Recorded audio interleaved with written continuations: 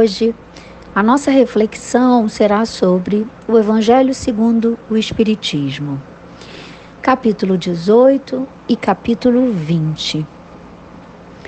O capítulo 18 tem como título Muitos os chamados e poucos os escolhidos. E o capítulo 20 tem como título Os trabalhadores da última hora. É interessante notar que o capítulo 18, Muitos os chamados e poucos os escolhidos, inicia com uma parábola, a parábola do festim de bodas, que a gente pode encontrar lá no Evangelho de Mateus, capítulo 22. E o capítulo 20 do Evangelho, que tem como título Os Trabalhadores da Última Hora, também inicia o capítulo com uma parábola, só que dessa vez a parábola dos trabalhadores da vinha, que podemos encontrar também no Evangelho de Mateus, no capítulo 20.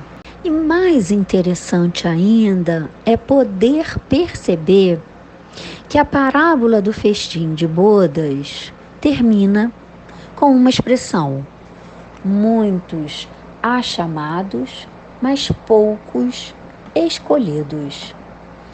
E a parábola dos trabalhadores da vinha também termina com a mesma expressão: muitos os chamados e poucos os escolhidos. E a gente consegue parar e pensar que Jesus usava as parábolas como um meio de ensinar. E quando a gente busca a palavra parábola no dicionário, nós encontramos que é uma narrativa que transmite uma mensagem por meio de uma comparação ou uma analogia.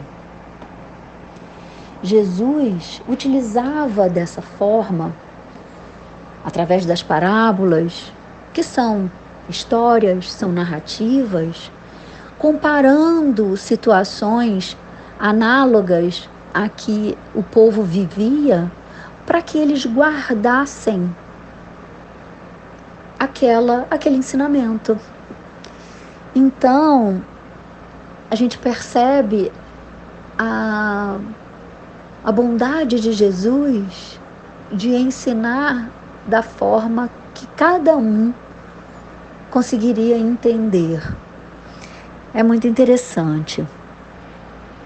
E assim, nós temos 2 ensinos contidos em 2 parábolas. Evangelho, capítulo 18 e Evangelho, capítulo 20. Amélia Rodrigues nos diz que Jesus falava muito, em poucas palavras.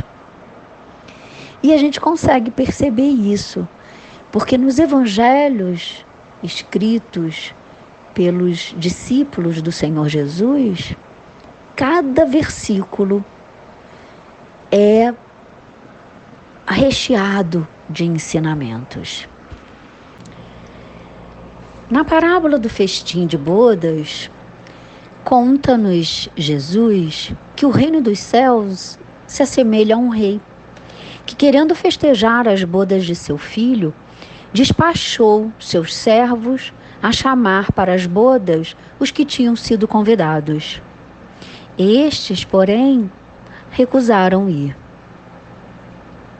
O rei, assim, despachou outros servos, com ordem de dizer da sua parte aos convidados: olha, eu preparei o meu jantar, mandei matar os meus bois e todos os meus cevados.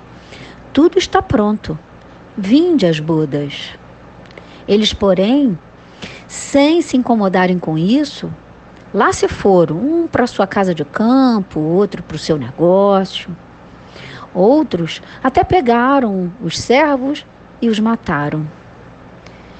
Sabendo disso, o rei se tomou de cólera e, mandando contra todos esses que se recusaram os seus exércitos, exterminou os assassinos e lhes queimou a cidade. Então disse o rei a seus servos: o festim das bodas está pronto, mas os que para ele foram chamados não eram dignos dele.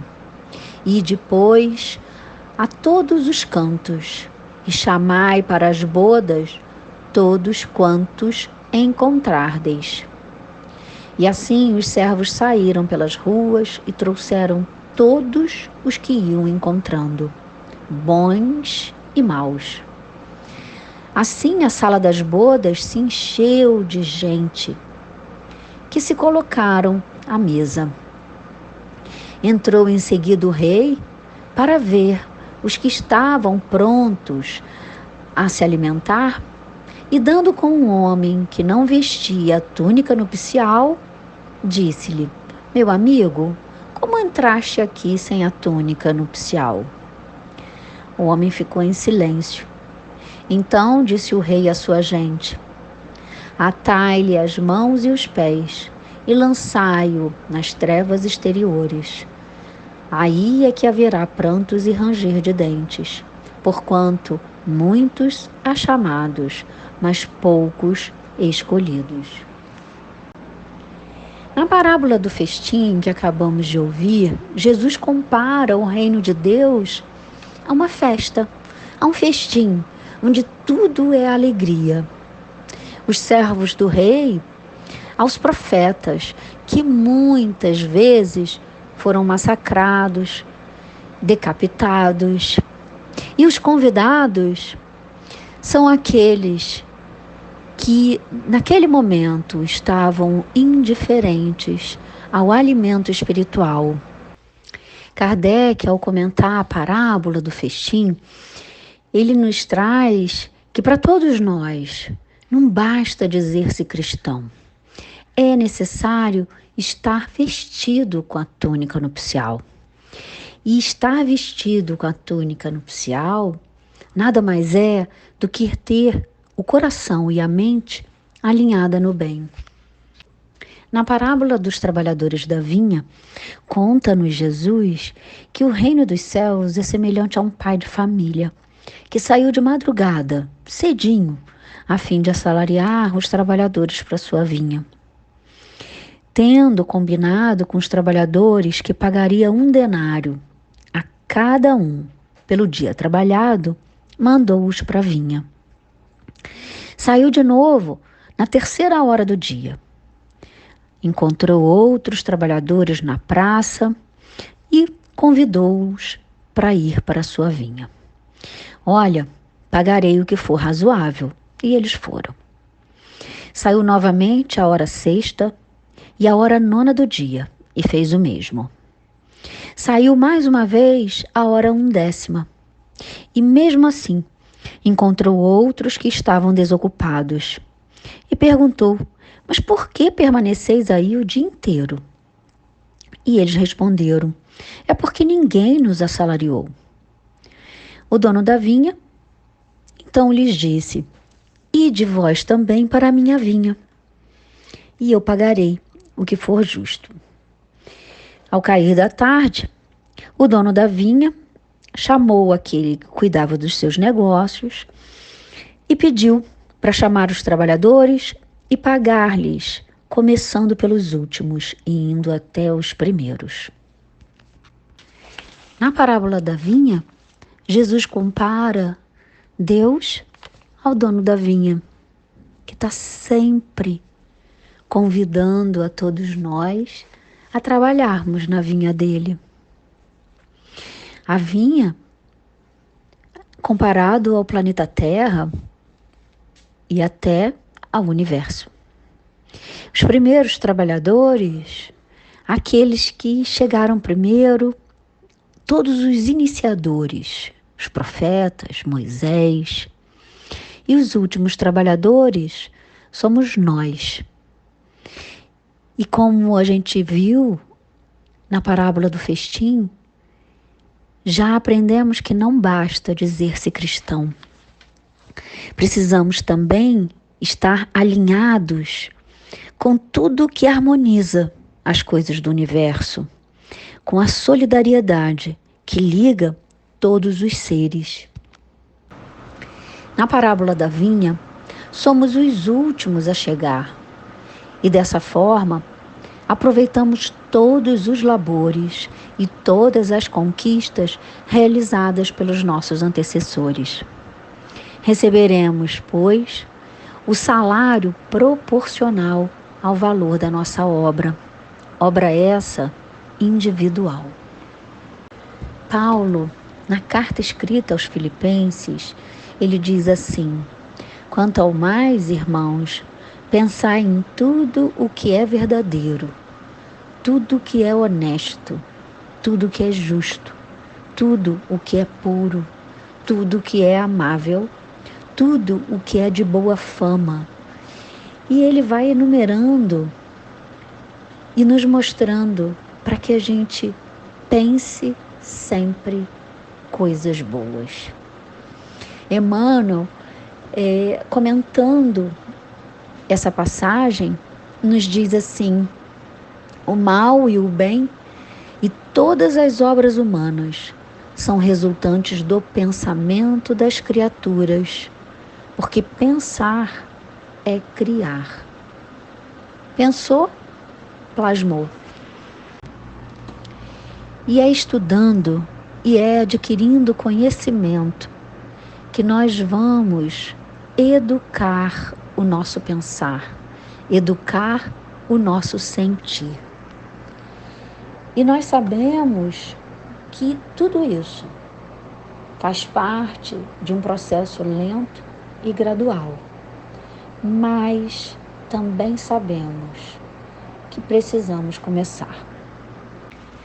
E já nos aproximando do término das nossas reflexões, nós trouxemos Santo Agostinho, lá na conclusão do Livro dos Espíritos, quando ele nos diz que as comunicações com os seres de além-túmulo nos possibilitaram, dentre tantas coisas, a compreender melhor a vida futura, a conhecer as penas e gozos futuros que são dependentes diretos das nossas escolhas, a perceber a importância de fazer o bem e a educar nossos sentimentos, neutralizando dessa forma as más tendências e o mal que ainda existe em nós.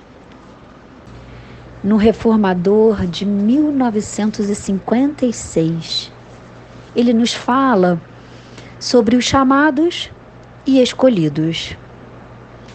Porque muitos são os chamados, mas poucos os escolhidos.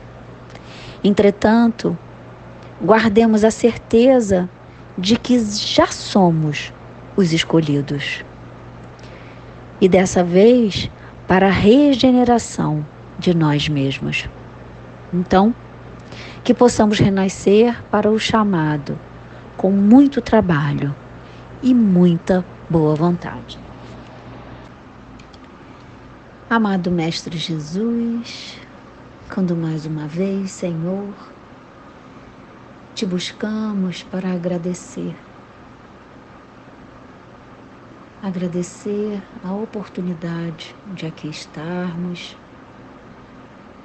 refletindo sobre tuas mensagens de amor,